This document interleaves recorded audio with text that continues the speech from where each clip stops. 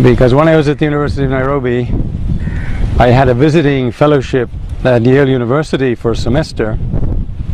So I went to Yale. It's an institute, what they call Institute of Social and Policy Studies.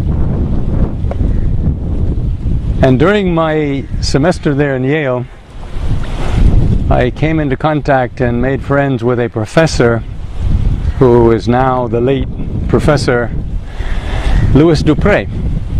He's a Frenchman, and Dupré had a double appointment in Yale, a very unusual double appointment. He was appointed as a professor in the Department of Philosophy, and he was also appointed as a professor in the Department of Religion. He had been appointed, when I met him, he was already just about to retire. He was 75 years old. You retire at Yale when you're 75. You can then be emeritus. And he had written a book. And the title of the book was Identity and the Loss of a Sense of Transcendence. I had read the book, and we had discussions about the book. Summarizing that book, Louis Dupré's conclusion, having spent 60 years in the United States, he was very young when he was appointed as a professor, he concluded that among the generation in the 1990s there was a loss of a sense of transcendence. What does this mean? What does the word transcendence mean? Well, ascend means to go up, descend means to go down, and transcend means to in some way go across or over, so transnational. Transcendence is that intuition you have that there is something in life bigger than yourself. The opposite of transcendence would be a movement that came in the 1960s, which came to be called existentialism. So this existentialism were those people who believed, well, what is real is the moment. The very moment and the place where I am now is the reality. And so all of life is existential. And this is the philosophy of existentialism. There's no meaning beyond the present, here and now moment. Someone who has a feeling of transcendence is a realization that in the world, it's not just there are forces. We're not looking at the Chinese mandate of heaven of the cosmic forces out there. The realization that there is something beyond the here and now moment of human existence which gives meaning to it, which has a depth that is not just a dimension of space or breadth of space. It is four-dimensional because it also includes time. So a person with a transcendent vision would be a person who sees the three dimensions of space, but puts into that three dimensions of space, which is the universal, the past and the present, and therefore has a time dimension which is eternal. Dupré was a deep thinker. It's a book worth reading. I think it's in the library. I'm not promoting his book. What I'm trying to do is give an introduction to Saint Josemaria, because it's a little bit like he's a saint. He's a declared saint. He's gone through the whole process of sanctification of the Catholic Church, which is a rigorous process. And there are witnesses, and as you know, in that process there are people who are appointed specifically to play the role of the devil's advocate and to argue the case as to why he should not be sanctified. So he's gone through that whole process. There are miracles which have been testified to, quite extraordinary miracles of instantaneous cures from incurable diseases. So all that process has been gone through. And yet when you are with him, and I had that privilege, as Stephen has told you, of being with him, he's focusing on you as a person. He's interested in you as a person. I can remember one of the trips, more than one, that I stopped in Rome on my way to the United States, and I arrived. It was an overnight flight. This is when Alitalia was still flying from Nairobi to Rome. And I arrived there in Rome at the place called Villa Tevere, where he was living. and I had not had breakfast. Went to the dining room to have breakfast, and he sat with me through the whole breakfast, asking questions about Kenya. How is this? How is that? How is Kevin O'Byrne? What's happening in Strathmore? How are you? You look a bit thin, you should eat more. I mean, you have the continental breakfast in Europe, which is coffee and maybe a roll if you're lucky. And there would be bacon and eggs, and he would put a second egg onto my plate with a piece of bacon and said, "My son, have more." Now you're dealing with something here. It's a bit like a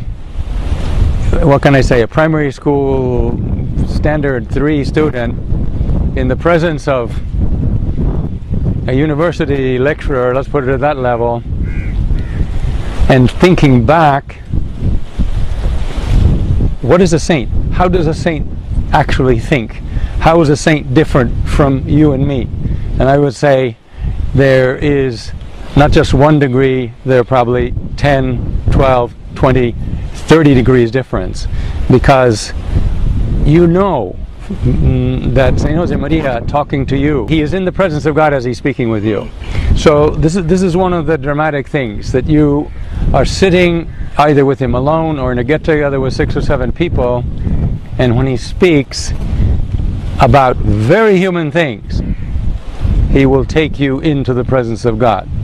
Now most of us are sitting here and God is someplace out there very far away, but if I mention the fact that God is here with us and God is overseeing us, then we will think, oh yeah, God is here watching over us here in Jahazi. But it's not something that would occur.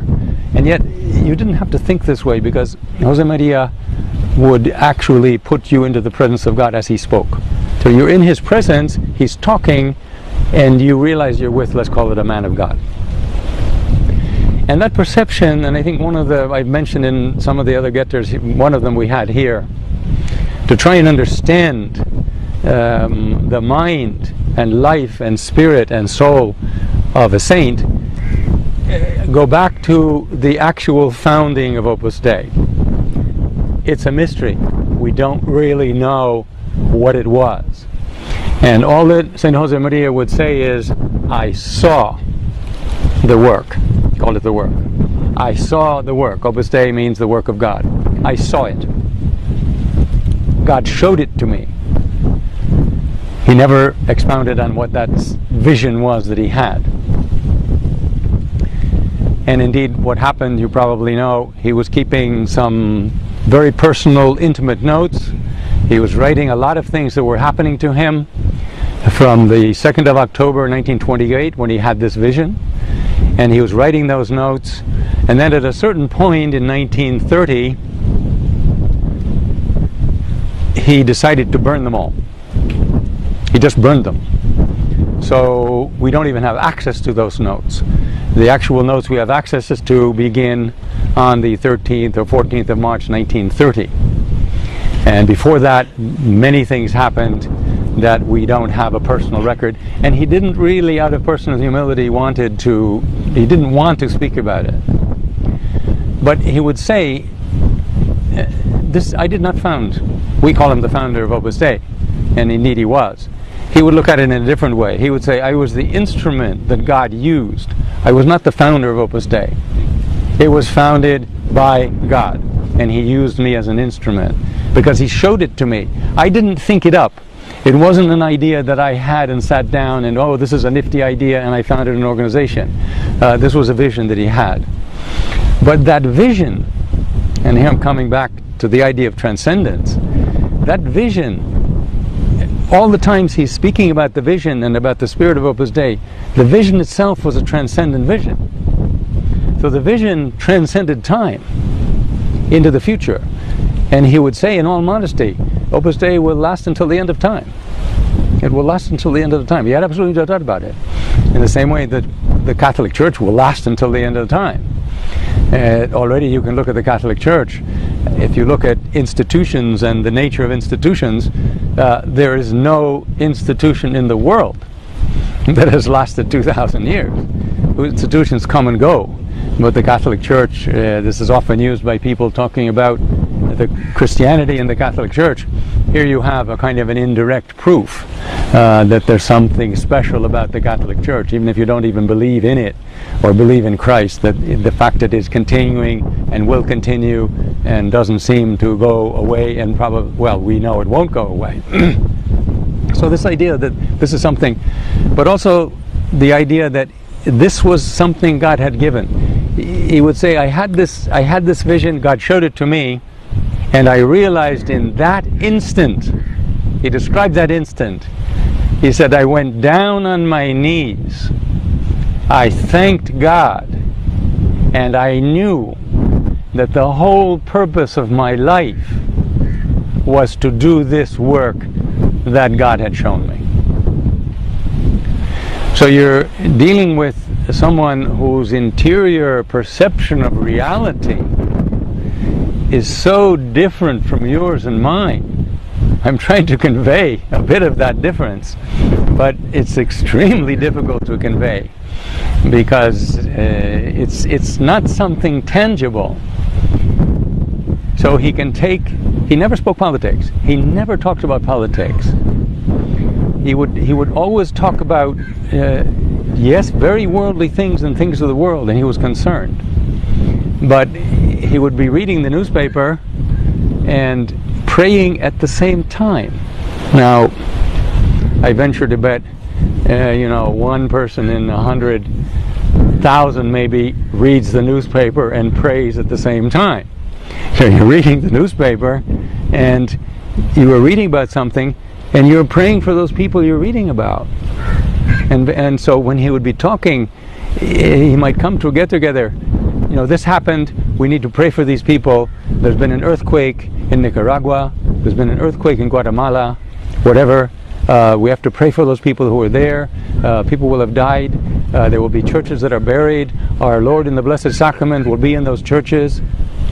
I mean, he's at a different. There was one time I went through Rome. This was towards the end of his life, probably 1971. As you know, he died in 1975. One time I went to Rome and he was sick. And he heard I was there. I was on my way, usual. And he wanted to see me. I tell you, when I would be with him, it's not as if he was sort of talking, I was listening. He would just be asking everything about Kenya. He was so intensely interested in Kenya. And of course, there were people of Opus Dei only in Kenya. And this is why he was so, for several years, this is why he was so intensely interested in what was happening in Kenya. I'll come back to this incident when I visited him when he was sick. But maybe you've read about this. In 1958, the Pope, Paul VI, who was the Pope in 58? Pius. Who was the Pope in 58? Pius the 12th, is it? Louis, you're the historian here. Pius the 12th died. And when Pius XII died, he had been the Pope throughout the Second World War. We're looking at September 1958. In October 1958, before the consistory is held, where the cardinals come together to elect the new Pope, and I wasn't there, but St. Josemaria talking about the election of a new Pope. And of course, Ed Hernandez had just come to Kenya. Kevin O'Byrne was here. There are people of Opus Dei who are just coming to Kenya to do their professional work, as I've explained. And there in a get-together, he made a comment. He said, I wished that the next Pope, nobody knew who it was going to be, I wished the next Pope might be an African, so that I could go and kneel and kiss his ring and pledge my allegiance to him. Now, this is an extraordinary statement being made just by somebody. I mean, who would ever dream of thinking that way?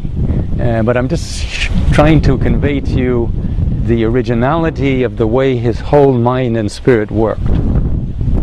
He would say, and I've been in a get-together when he said this, and he would look at us, those few who maybe were with him, and he would say, my sons, I see the blood of Christ in you. I see the blood of Christ in you. In other words, he had this vision, which again is this idea of transcendence, that there is a whole order of the world. It's not the physical world that is visible. There is an order of the world here, which is an order of grace. And that order of grace, in the sense of, yes, grace is conveyed by sacraments, but there are actual graces that are the result of our prayer. So you can be praying for somebody here in Kenya who is someplace else, and those actual graces. Well, his perception of that transcendental order of grace, which is also four-dimensional through time, that yes, the blood of Christ redeemed us. So he looks and says, I see the blood of Christ in you. When I went to visit him, and the time he was sick in bed, he was lying in bed, and I went into his room. It was very small, smaller than the rooms here, much smaller. If you want to talk about virtues, because the virtues are what the church assesses. When the church is assessing the sanctity of someone who has been proposed for canonization, what they will look at is the degree to which you live the virtues. Did you live virtues to a heroic degree?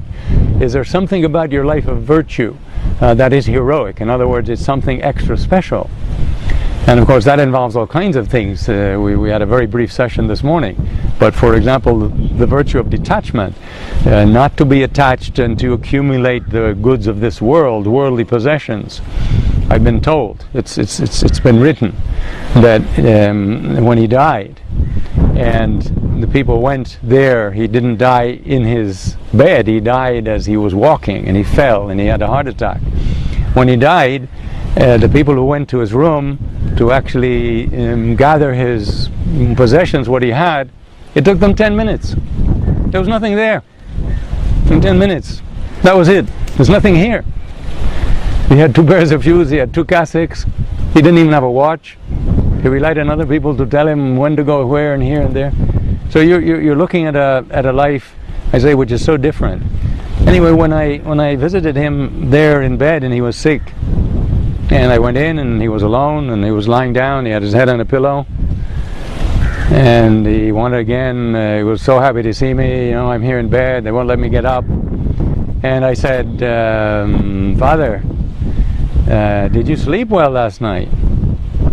He said, my son, I didn't sleep at all. I didn't sleep at all. He said so simply, I didn't sleep at all. But they won't let me get up, I have to stay in bed.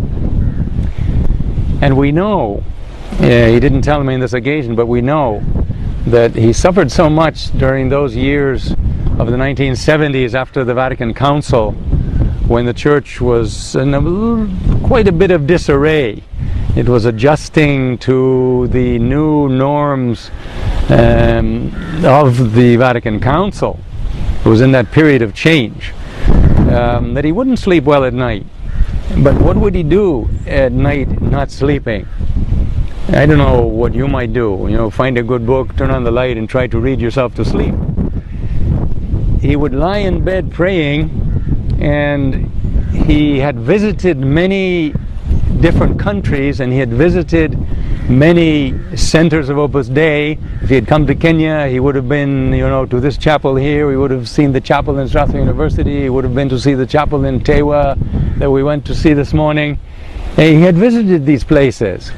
And he would lie in bed, and his mind would go in prayer, not just for the people in that country and those countries and the problems they had, but his mind would go to the Blessed Eucharist and the Sacrament in those tabernacles that he knew.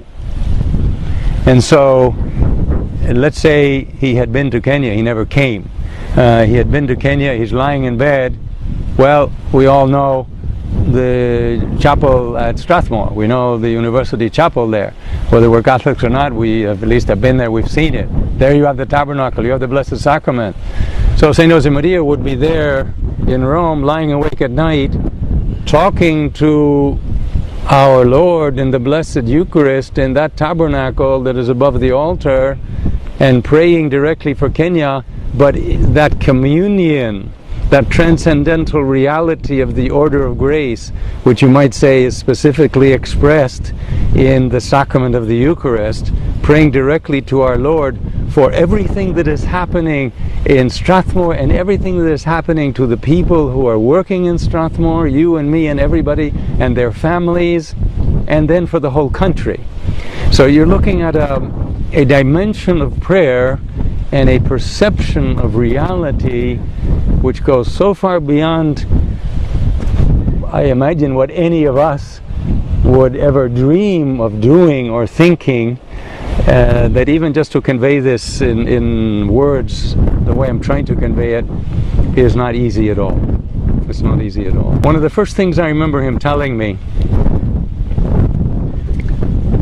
when I met him at first was, "My son, everybody talks about freedom, but many people who talk about freedom don't really know what it is." Now, I was, a young American convinced that the United States is the land of the free. But that wasn't the way our father, that wasn't the way St. Josemaria was thinking. And he immediately made me question, what is freedom here? Because we think in terms of political freedom, freedom to do things, freedom to do what you want, etc. Thinking this through later, it was obvious to me that he combined in a way that philosophers will do, but not many people think through. He will combine the concept of freedom with truth. This phrase that it's the truth that makes us free. So if we're following false idols, whatever those idols might be, we may be following those false idols freely, exercising our free choice, but those false idols in some way that we are freely choosing do not give us freedom. They ensnare us, they trap us, they entangle us, they take us in a direction which is not the true direction in keeping with our very human nature.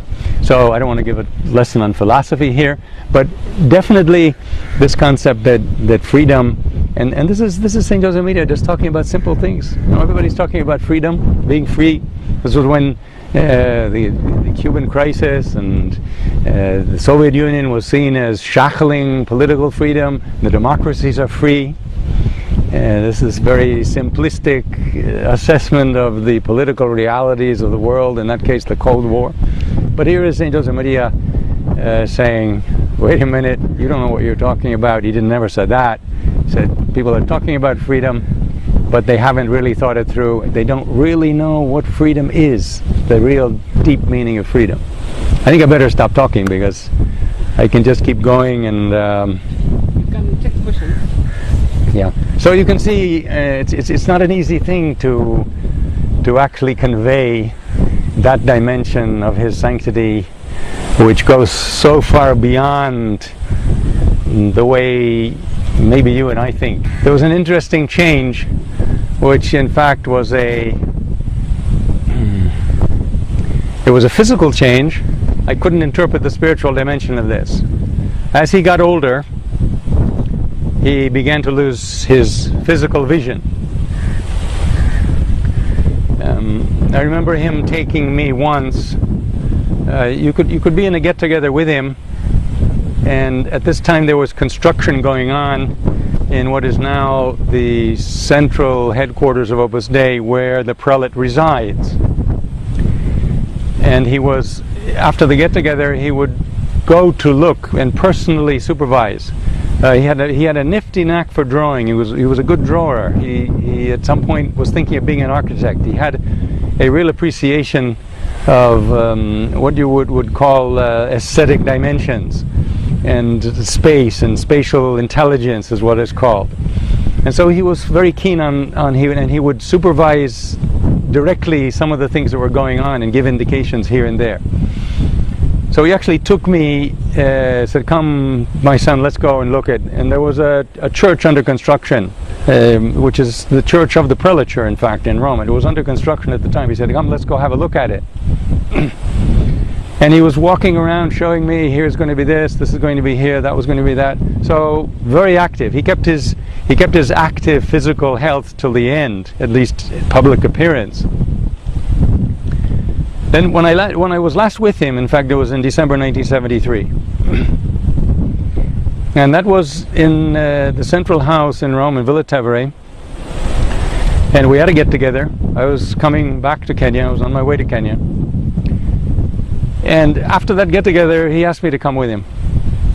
And we walked. We spent about 15-20 minutes together. And so we went, it's a 5-story building, and we went to a lift to go down to the basement. Because there in the basement of this house, there is a small chapel. It's called the Chapel of St. Michael. And there in that chapel, and it's something that St. Josemaria wanted. In that chapel, you have, and we all know the psalm, "The Lord is my shepherd, I shall not want." And then you have what is called in English a crook. It's like a shepherd's staff that the shepherd uses to grab a sheep or to hit a sheep to go this way. And he wanted there in that oratory, it's a small oratory, he wanted on the wall of the oratory to have a custom which would show one of these shepherd crooks, the shepherd's staff, let's call it, there on the wall for each year that the prelate had been prelate. Now he wasn't prelate because the prelature didn't exist, but he had been the President General of Opus Dei. So there you had these staffs on the wall. When his successor came, then those staffs are there for the number of years that person had been. In a sense, it's a symbolic representation of the fact that a bishop is a shepherd, and the people who depend on that bishop are in some way the sheep of that shepherd's flock. And he wanted to go down to that small chapel just to be, and we were just talking, wasn't going anywhere. I mean, he had nothing special. He just wanted to be with me, and I was coming back to Kenya. He may have had a sense, yeah, I'm not going to see David again, I don't know. So we were together, we went to the lift. We got in the lift. We started going down. It was a small lift, like the ones in university, even smaller. Inside the lift, he said, "My son, I can hardly see." He was referring to his eyesight. He said, "I can hardly see." And he would never have known this, but it was a change that made life difficult for him. That in the end, somehow our Lord took away his physical vision. Of course, compensating for this, he never said it directly. What you realized was that the eyes of his soul, if we can speak in that way, we have eyes of our body which perceive the physical world around us, but we also have eyes of our soul. It's not my invention, that term. And the eyes of our soul, we close our eyes and we don't see the physical world. With the eyes of our soul, we perceive spiritual and supernatural realities. So in some way there's an inverse proportion here. As the eyes of your physical body dim, and you find it difficult to perceive physical objects around you, and that was the state that St. Josemaria was in for the last couple of years of his life. You would never have realized it. You would never realized it when you were talking to him. Of course, the eyes of our soul, people say this of people who are totally blind. They will have sensations and perceptions that you and I don't have. Anyway, there we were in the lift. And my son, I hardly see. Talking about just simple, ordinary things. Went down to the chapel, and here we are. Then I realized that he could hardly see, because there were the staffs, the shepherd staffs that were there, and by that time there were more than 40 of them, because he had been the head of Opus Dei for more than 40. And so St. Josemaria asked me, he says, "My son," he was looking, he knew where they were. He said, "How many staffs are there? Count them, tell me how many there are." Just wanted to be sure the right number were there. It was one of these, you're with him as just an ordinary person. You're just going around with him. He's asking you questions. He's continuing to ask me, "What about in Kenya? Now are you going back to Kenya? When do you teach again? What are you teaching? Who's your favorite student? What's his name?" And here is a person who's just totally engaged and realizes is deeply immersed in the real world. But at the same time, you asked me for the difference, and I remembered this particular difference. And it was difficult for him. But you would never have known it unless he said it. Indeed, he told me because he knew I didn't realize it. He never said that publicly. He would never say it publicly. My son, I can hardly see now. And I said, my God, my Father, what's wrong? No, I'm losing my eyesight. I can hardly see. So it was news to me. I was in Rome. I went there, I had 2 jobs before. I went there and ended up doing a master's degree in philosophy, what is called a licentiate. It's part of the spirit of Opus Dei that we who are members of Opus Dei study philosophy and theology to the highest level possible. The reason is very simple. Think of it in these terms. You may think, oh, theology and theological studies are for seminarians and for priests. But we can't love something we don't know. And if you think through the consequences of that it is impossible to love something you don't know, then the deeper our knowledge of God, because God is infinitely knowable and infinitely lovable, the deeper our knowledge of God is, the more we are going to love Him. So St. Josemaria's perception was a very telling one. It doesn't make sense that we leave our theological studies, if we can call them that, at the level of Darasala Nane. We do the catechism up to the end of our KCPE, and then we've got the catechism. Then we go on with our studies, KCSE, we go on to do our university degree, we go on to get a master's, we go on to get a PhD, and our religious theological knowledge is still down there at standard 8. That doesn't make sense. In fact, it even doesn't make sense from the point of view of defending our faith. And his perception, this is St. Josemaria's perception I'm giving you. A lot of the problems that the church faces are problems arising out of ignorance, not out of bad will. If you and I don't know our faith, if we haven't studied our faith deeply, and we know how people of other faiths defend their religion and study it, and probably maybe know the Bible better than you. St. Josemaria wanted everyone who was a member of Opus Dei, no matter what their profession, you may be married with 5 children, you've got to study theology, you've got to know your faith better. How you do it, we'll work it out to suit your circumstances, but you've got to go deeper in your faith. So I was doing in philosophy. I finished that master's in philosophy just before I came to Kenya. My idea was to go back to the States. Ed Hernandez had already come to Kenya, and so was Kevin here. And they were looking for teachers. And St. Josemaria didn't approach me directly, but he asked one of his close associates, a man called Muskies, Father Joseph Muskies, who had worked in the United States.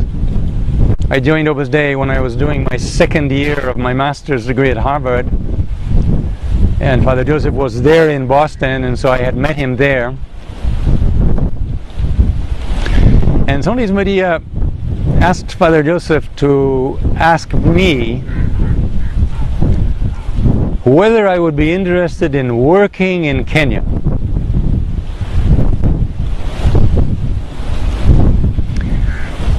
But here we come down to what I started the whole session 2 days ago on, is my freedom and my free choice. Because Father Joseph came to me and he said, Dave, because that was my nickname in the States and the name I had until I came to Kenya. The father in this case was St. Josemaria, would like to know whether you would be interested in going to work in Kenya.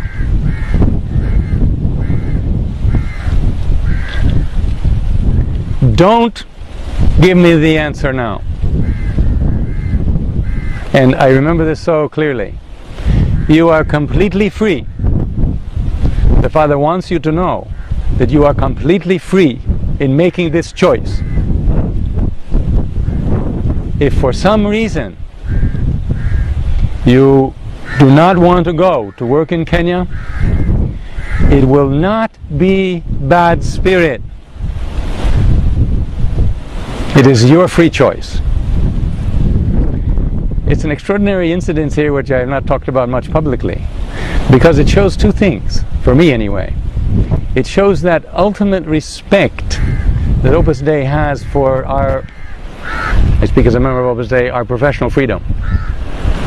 And so here is St. Josemaria sensing and knowing much more than I did about Kenya. Wow, there are already some people there. Ed Hernandez is there, Calvin Aburn is there. There seem to be some possibilities for work. He didn't ask me, do you want to go to Strathmore University? No, or Strathmore College. He just said, would you like to go to work in Kenya? Would you like to go to carry out your professional work in Kenya, whatever that work might be?